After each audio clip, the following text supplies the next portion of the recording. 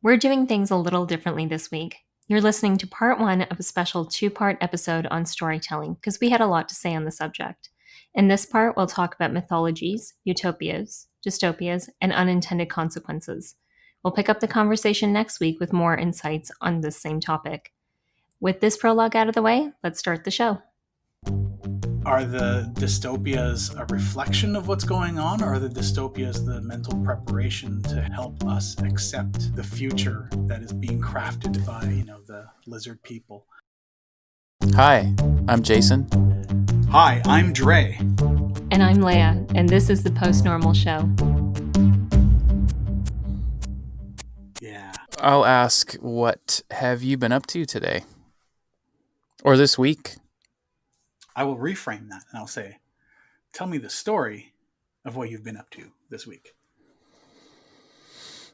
And I will police that and make sure that it has a nice slope to it, a crisis, a resolution, and a denouement, okay? All right, that sounds perfect. I think you need to start off by setting the example, Jason. Okay, let's see if this actually will play out. Mostly what I've been doing this week is studying how to play a couple of very complicated games.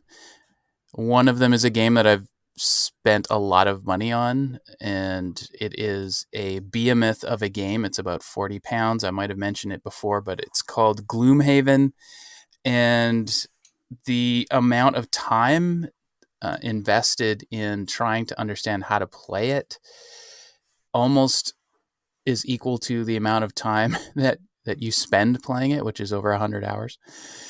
But what's cool, really cool about this game, and what's very satisfying about this game, is there's a lot of very interesting and original mechanics to it, and I like mechanics in games, but most importantly is that it has a really long and in-depth storyline that you affect and change as you go through it. That's kind of fun. My week's been fairly mundane, basically doing what I normally do on a daily basis. Spend some time in front of the computer doing some Zoom calls where I need to do them. One thing I did mix up in my schedule is I started just learning how to use Adobe After Effects, doing visual effects compositing. I had a dumb little idea and I just started learning some stuff, and it's just Photoshop with motion. I already know my way around Photoshop, so it's nice to really dig into bringing things to life and doing some fun stuff. So I'm experimenting with that to create some titles for a project I'm working on. Cool. What's going to be the thing that you produce out of that? I'm doing titles for a project that I'm currently working on. So I need to have the lower thirds and intro titles and that kind of stuff. Just some, broadcast production type of material. What are you using to study it, to learn how to use it? Yeah, YouTube's great. I found a couple of people who do tutorials really, really well. They, oddly enough, skip the story at the beginning and they just get right into it, and they don't explain where the file and save button is. They literally just say, do this, do this, do this. So you have to pause the video because they're going faster than you can go. Whereas most tutorials I find tend to move at a really, really, really slow pace, which is good for some people. But for me, I just need the bullet points. Right. You're already at intermediate to senior level with Photoshop, or probably like professional level with Photoshop. So you just want to know the basic abilities, right? So the lack of a story. To a certain degree, a lack of a story. It's like going to a recipe website and you have to read the origins of Earth prior to getting to the ingredients that are required to bake the pie. Oh yeah, how we got to create grain and like colonize plants and learn how to use water to crush. Yeah, if you're lucky, it'll be a lot shorter. It'll just be someone's Eat, Pray, Love memoir. How about you, Leia? So I've had a slightly meta week in terms of stories and storytelling, which is the topic of our podcast today. So I'm going to publicly call myself out because I've been working on a novel for a very, very long time. So similar to you, Jason, who've been working on a book, and it's gotten nowhere. It's ended up nowhere.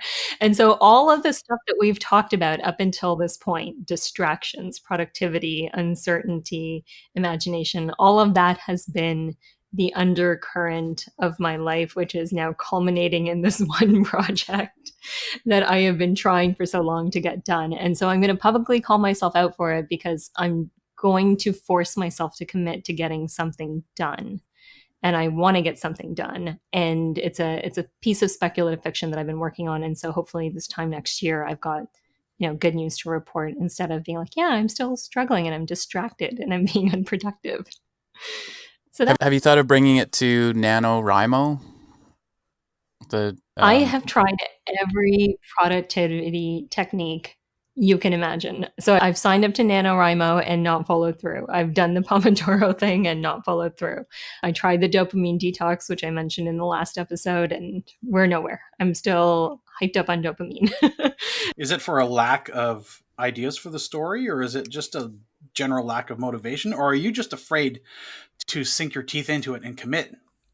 It's sort of all of it, plus the fact that there's a lot of doubt, right? So I doubt myself in terms of what I'm creating, and I doubt myself on the level of like, not the, this is not a good story. It's like, oh my God, this is a bad sentence. And so when you're at that level of critiquing sentences, you never get anywhere because the process of writing for anyone who's done any form of creative writing is you typically do a lot of edits. So a book, when you read it, has gone through many, many rounds of editing usually to get to the point where it's at. It's never right the first time. But, logically, I know that. I still don't sort of follow that. Like I know better, but I don't do better.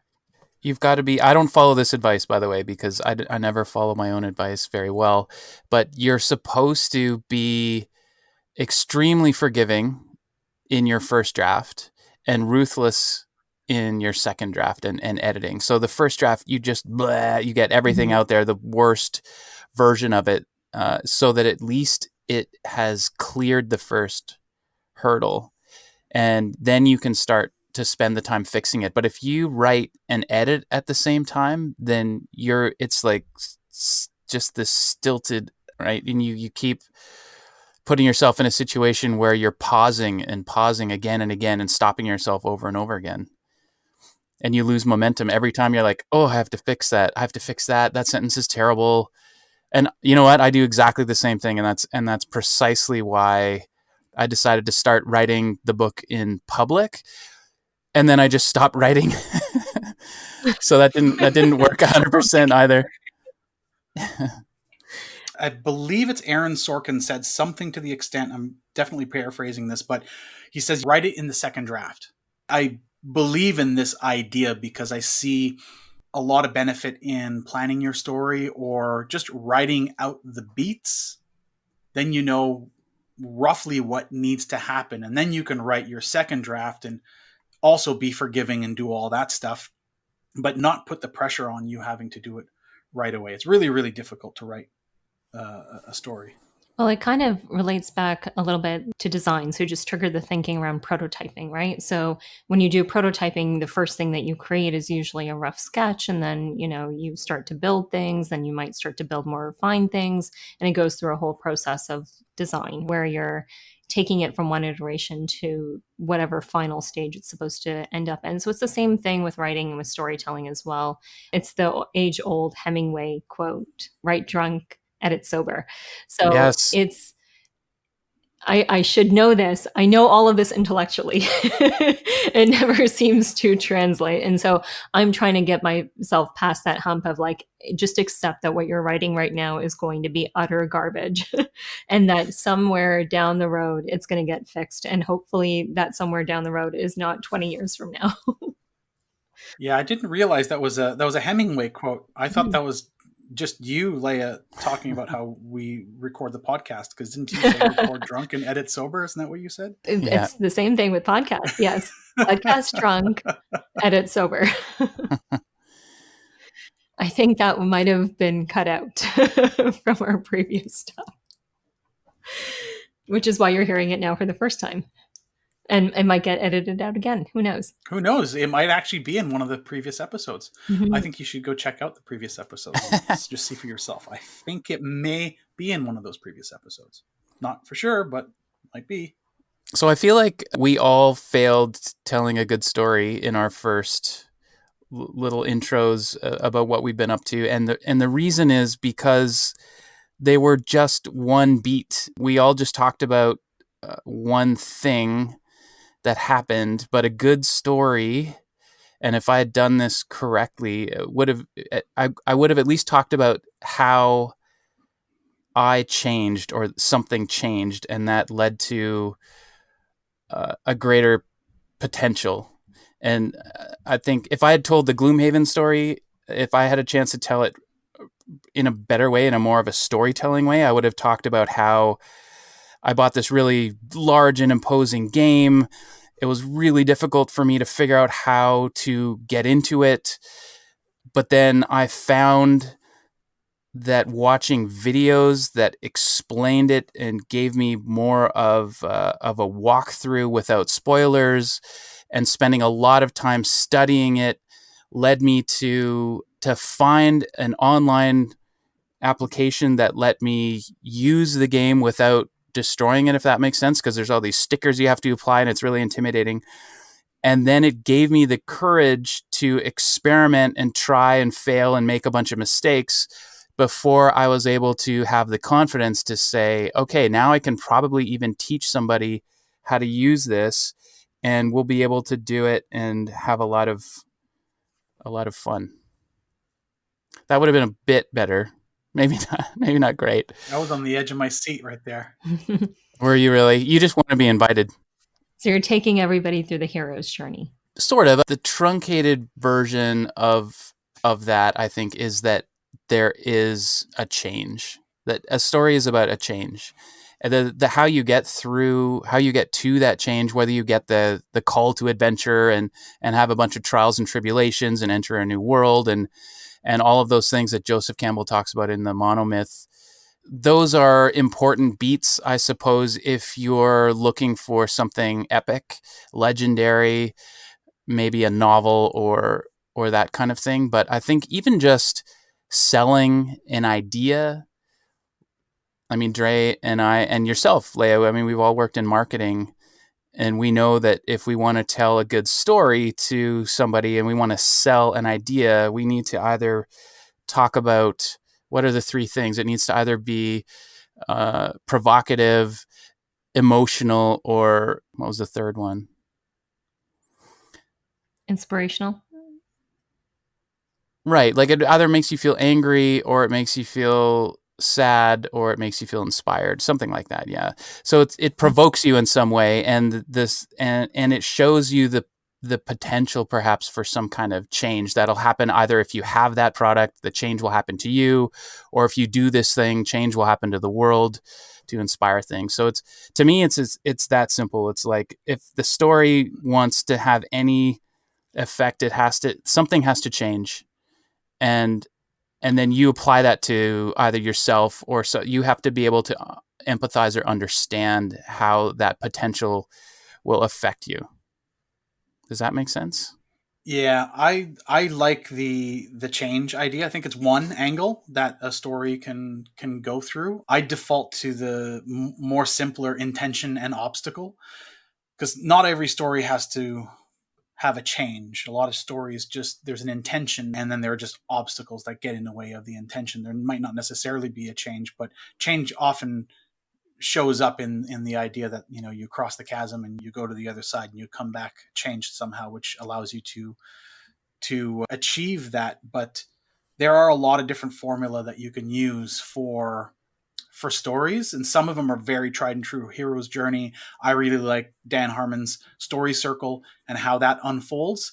But sometimes it's just there can be shorter versions of that, because not every story has to be a novel or a TV show or a movie. There can be much shorter, truncated versions, even down to the 6-word story. Right. Where I position it as a design and foresight tool. And the reason why I do that is because It's kind of like using the idea of user journeys as stories, but thinking about it not from your own perspective and putting other people in the position of being the hero. And so, if, for instance, you're thinking about the hero's journey from an organizational perspective, you would never be the hero in the story. You would have to think about, for instance, your customer or your client as a hero and how you're sort of there to help them through their journey instead of focusing on yours. So, I think there's some aspects of that sort of archetype which are useful, but then there's also aspects of that archetype that no longer sort of serve us and don't really need to be considered. So it's interesting because I think even in the context of like marketing and advertising and design and all of that sort of stuff, things have now changed. And so how we're telling stories has changed, and the kinds of stories that we need to tell have changed as well. Do you have any examples of stories now that have changed based on what you just said? Well, so keeping in the theme of the hero's journey, this whole myth of the hero entrepreneur should have totally broken down in the context of everything that's been happening. So we propped up certain people to be saviors, the Elon Musks of the world, the Jeff Bezos of the world. And we treat them as these mythical heroes that have risen up and are going to save civilization or whatever it is.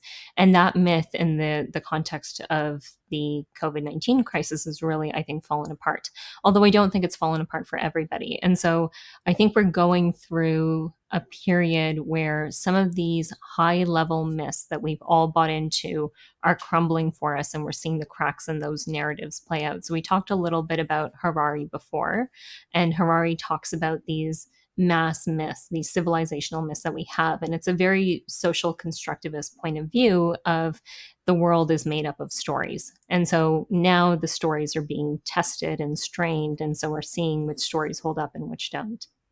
So there's an excellent talk that I saw at a conference. I spoke with this guy named Mike Hill, who works on some science fiction movies. He did a great talk on Jurassic Park and some other and Star Wars, but he talked about our responsibility as humans is to tell better stories, and that the stories that we choose to tell actually shape our culture and society. And he talked about metaphor, and he talked about the hero's journey and everything else. But what struck me the most was the idea that the stories that we tell are our responsibility, and we have a responsibility to tell better stories because of the power inherent in those stories. And when society is telling really terrible stories, usually it's a reflection of or becomes a really terrible society. So it is inspiring in one way and a cautionary in another. What are your thoughts on that? I have a flip side to that, and that's around the unintended consequences. So there's an example that I share in some of my keynotes every once in a while around Star Trek. So Star Trek was this beautiful utopic story where we're past all of humanity's problems, where we're in a phase where things like money don't matter anymore, where we've taken care of everybody's health, society is wonderful back on Earth, and so everything is so great that we can travel out into the stars and start, reaching out to other species. So that story created two very different interpretations for two very different people. So on one hand, you have Nichelle Nichols, who played Uhura on Star Trek, the original one done by Gene Roddenberry. And she was thinking of leaving the show, and she decided not to leave because Martin Luther King Jr. asked her to stay on. And he asked her to stay on because she represented a bright future for the civil rights movement. So she was this preferred future of like, this is what can be possible for civil rights movement when we look out and we accomplish our goals. And then on the flip side of that, you have Jeff Bezos, who had all the privilege in the world and looked at that story and saw it for its tech potential. So he's been very inspired by Star Trek, and to the point where, Amazon Alexa is based off of Star Trek and inspired by that too. But his vision and his ideal that he took away from it is very, very different than what, MLK Jr. and Nichelle Nichols took away from it. And so you have this same utopic vision of the future that's been interpreted in two completely different ways with two completely different consequences as a result of that. So I don't know if you can always control the intended consequences of your stories and how they're going to be interpreted, and whether or not they go out and do good in the world or bad in the world. And I thought back, there's been a couple of quotes that I've seen from Gene Roddenberry. I can't remember it exactly. I might throw it into the show notes, but I feel like he would have been embarrassed by Jeff Bezos. Like Jeff Bezos represents the opposite of everything he envisioned and intended and all of that sort of stuff. Yeah, I feel like that's a really good point. It's really not always about how the story is told, but it also needs to be how is the story going to be interpreted. And you might be telling something from the best intention, and it may just be subjectively looked at with this negative lens that leads to these unintended consequences, as you say. There's a Buddhist story I heard once, and it was these two people had approached the Buddha and declared that I like fish, is what they both said. Meanwhile, one person liked to tend to fish and take care of them, and the other person liked to eat fish. What they said was exactly the same thing, but the meaning behind what they said was very different. And I think that's something we need to consider when we're talking about telling stories, is that just because we mean something might not be how it lands on the other end. And I'll add one more thing to that you sort of struck up in my mind. Nobody thinks they're the villain in anyone else's story. Like we're all sort of the protagonist in our story. So Jeff Bezos doesn't wake up thinking, yeah, I'm such a bad guy, or that I'm doing evil in the world. He's got all sorts of other ambitions and, justifications for what he's doing. And so if nobody thinks they're a villain and they're potentially on the wrong side of that interpretation of whatever narrative, then that's a weird little consequence that you can never really control for. That made me think of a British sitcom, a clip of a comedian dressed up in full Nazi Germany regalia during the war, and he turns over to his buddy and he's like, are we the baddies? I know exactly which clip you're talking about. It's like the guy from Peep Show, but I can't remember what show it was. It might have been Peep Show, but what's that? Something Mitchell? Oh, the Mitchell and Webb Show. Yeah. Yeah. Okay. Yeah. Every single story is going to be seen through the lens of the culture and the person that's reading it. And I remember reading that the first George Bush, that his favorite book was Catcher in the Rye, and I'm like, but that's my favorite book because I was a teenager at the time. And I thought it's so weird that somebody that's got the complete opposite ideology of teenage me would find that to be their favorite book. So I had to go look at it again and go, oh crap, he's like looking at it from the perspective of this kid gets what he deserves. And when I'm thinking, wow, I feel so sad and empathetic for this kid, at least that was my assumption at the time, was that we must have a reverse take on it. But I think that shows also how stories age, shift, change, and often maybe the most loose and ambiguous stories that are most open to diverse interpretations, which are legends and myths, are the ones that last almost the longest, or at least can shift and change orally from generation to generation, versus things that are really, really specific. And, something like Ready Player One probably won't be the most lasting story like 100 years from now, or maybe it will. I don't know, but I doubt it, because it's fun, but it's really, really culturally specific and very, very pointed about exact brand names, etc. So something like, yeah, it's certainly not a timeless classic. The underlying themes of this idea that the world is not great anymore and we need to escape into a virtual world. Like we're almost there, we're like hinting in that direction as we are. So like while the sort of topical brand names, that stuff that's all present in Ready Player One might not be relevant, but the idea that we want to escape into games and these virtual worlds and live out our lives there because there's something more meaningful in that context than there is in the world that we've left behind, I think that could be potentially archetypal.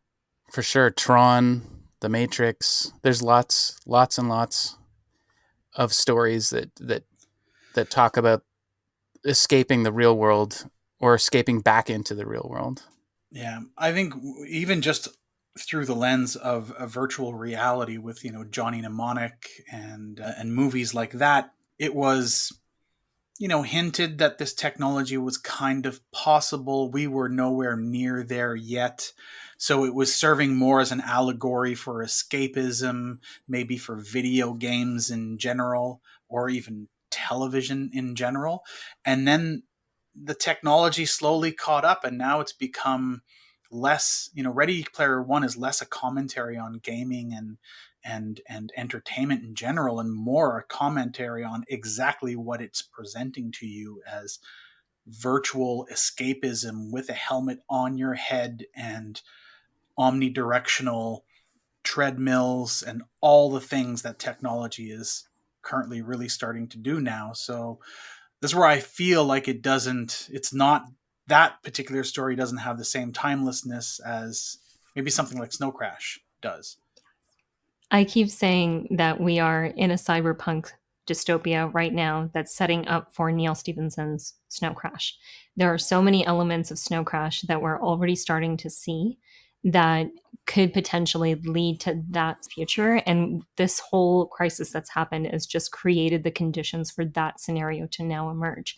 So we're kind of like, we're not even at the peak of the crisis. We're not necessarily, past the crisis. I feel like we're at a transition point that could set up for an entirely new type of story. Mm-hmm. Can you give me the Coles notes of Snow? Sure. The one thing that keeps sticking out of my head, I don't know why I can't get past this, and we'll edit this part out as I say it, is the pizza delivery. So there's this whole thing around the protagonist doing pizza delivery, and he works for the mafia, essentially. And I just keep thinking back to the pizzas, because there was a story that came out of Italy where the mafia was delivering food to people and had taken on that responsibility. And the second I saw that headline, I was like, that's Snow Crash. That is through and through Snow Crash. But yeah, it's essentially a guy like who lives in the virtual world and has been one of the architects of this virtual space. And then there's all sorts of, things that go wrong there.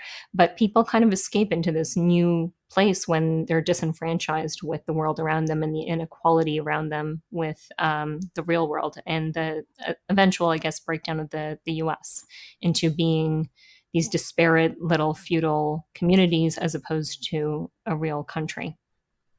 Yeah, Snow Crash basically predicts the internet and virtual reality in a thing called the Miniverse. That is a one sentence explanation of everything Nice. I just said.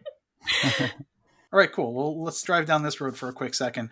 Charlie Brooker, creator of Black Mirror, a series that I adore, recently stated something to the effect of, they were going to put the next season of Black Mirror on hold because he feels like the world doesn't need another, dystopian type of story. Or they couldn't film because they can't get together. But that makes a better story. That's true. Then we can't film.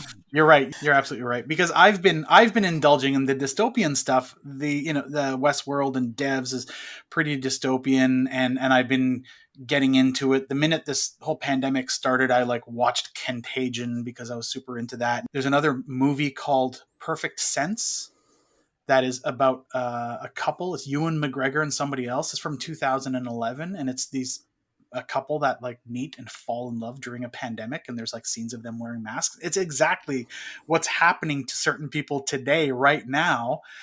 And I really want to see this because I want to see, what does the story look like that was envisioned 9 years ago about the situation that we're going through right now. So my question is, how much do you think there truly is an appetite for these dystopian or stories that are hitting closer to home in the situation that we're in right now? I would say a lot. As soon as you mentioned that movie, I wish I had watched it before I created my little speculative designs and posted them online, because I'm like, maybe there was something in there that was really good. But I think there's a lot of appetite for dystopias still. I don't think that's necessarily going away, because dystopias are still high conflict stories and they make for good stories. What I do think is there is a tension that is now more apparent between the positive, lighthearted stuff and the darker stuff. And I don't think the darker stuff should be going away. I've been advocating for dystopias over the past year or so, sort of adamantly dug my heel into the ground on that one, that you can't get rid of the dark stories because the dark stories are really important. They serve a purpose. They come with moral lessons that we need to understand. They get to the depth of a problem as opposed to dealing with it on the surface, where the brighter stuff just assumes things will kind of fix themselves, but doesn't really give the pathway to fixing everything. So it just jumps ahead. I think there's space for both. And I think, like, I would love to see more of the subtle utopias that I think could live as comedies in television and see how those would potentially play out. But that doesn't mean we get rid of the Black Mirrors, because the Black Mirrors have some valuable insight to offer too. I watched This Is the End last night, which is Seth Rogen's apocalyptic movie.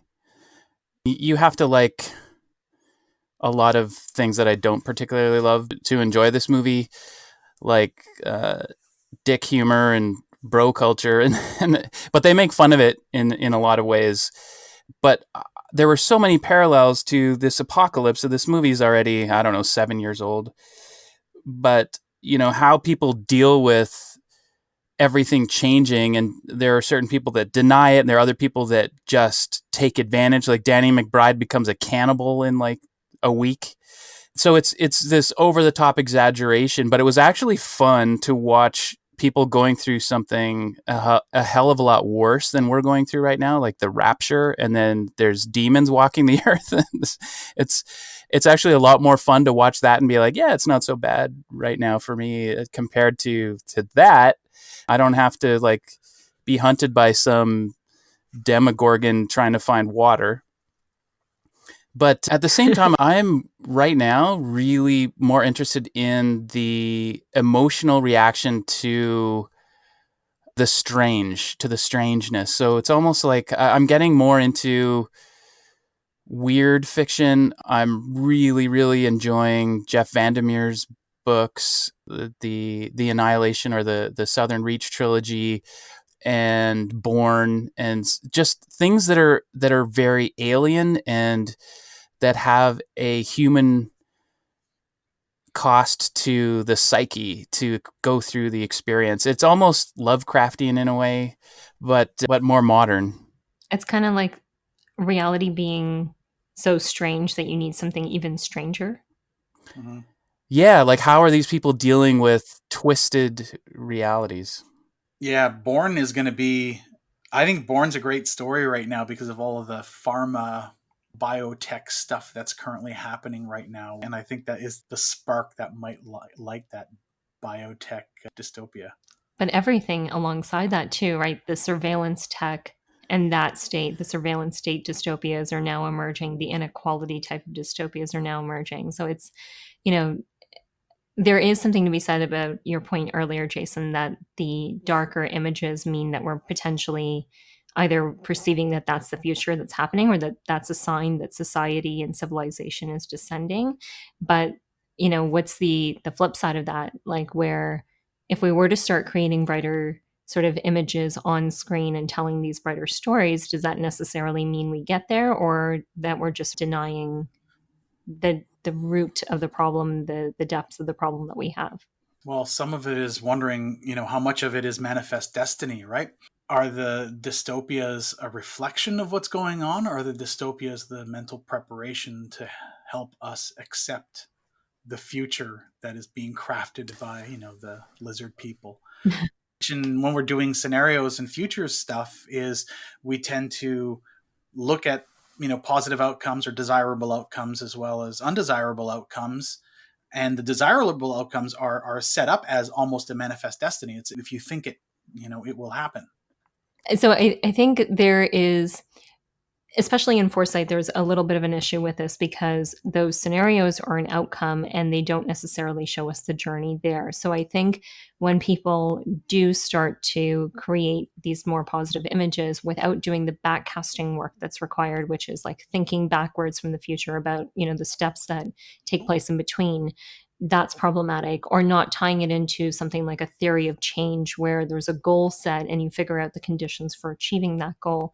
That becomes a little bit of an issue. I don't think it's enough to throw out those positive images like some people have called for without having any intention, plan, goal, whatever it is, to act on them and bring them about, because then you're just putting a nice idea in front of people that they can just look at and say, so what? I think that it takes a decade for big events to sink in. And you look at history, people writing stories about World War I, or movies, or stories about World War II or the Vietnam War, some of those big events, that it took about a decade before artists were able to assimilate and articulate what happened, how it happened, why it happened, and sometimes longer, obviously. But I don't think that you can understand the cultural relevance or weight of something in the moment. And I'm sure there's a word for that, and I'm sure that philosophers have talked about that before, but I just don't think that we can see all around us while it's happening. Yeah, there's the saying, too soon, when somebody starts telling a story, like if they make a movie about an event, like 9/11, for instance. I think there was a movie about one of the planes that crashed that happened not too long after the incident, maybe 2 or 3 years, and people felt like it was too soon. And I agree to a certain extent that, yeah, you need some time for it to really sink in, almost to the point where it's been so long that it's almost been forgotten, or it's not top of mind. And that's when you want to bring that story out, or that's when, let's say movies might start telling those stories. But we live in a different world where we don't have to wait X number of years for the story to come out. Like 9/11 was, the last kind of biggest thing to happen. I say biggest in a very myopic, American-centric type of way.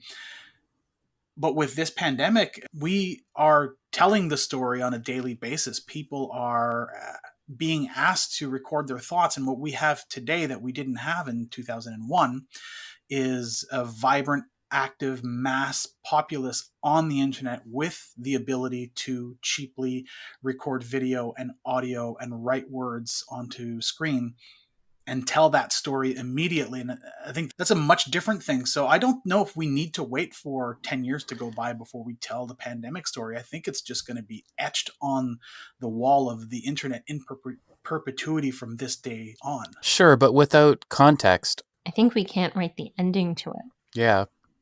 Like, it's going to take a while to write the ending to this story. Yeah, it'll develop as it is. Yeah, because we're just in the journey part of it now. So I think I mentioned this not during a recording, but the fact that we are now in a situation where both the story that we tell ourselves, and the world, and the stories that we tell about the world, are shifting right now. So the metaphor that I've been using around that is that you as an individual, you're like the arrow that's aiming for a target, and the target is the world, and you're looking for a place to sort of land right now and know your place within it. But both arrow and world, the target, are like now swerving. And so trying to like aim a swerving arrow at a swerving world is really, really difficult. And so getting a grasp on the situation as it's happening and as it's evolving, and knowing your place in that broader story, becomes really difficult to sort of latch onto and interpret and then understand how that's going to play out over the next little while. You just listened to part 1 of 2 on storytelling. We'll be back next week with more on the power of storytelling, the different types of storytelling, and the stories that have shaped us. Thanks for listening to the Post-Normal Show. Be sure to subscribe to our podcast for the latest episode. And as always, everything we talked about will be included in our show notes. From all of us here, we will see you in the future.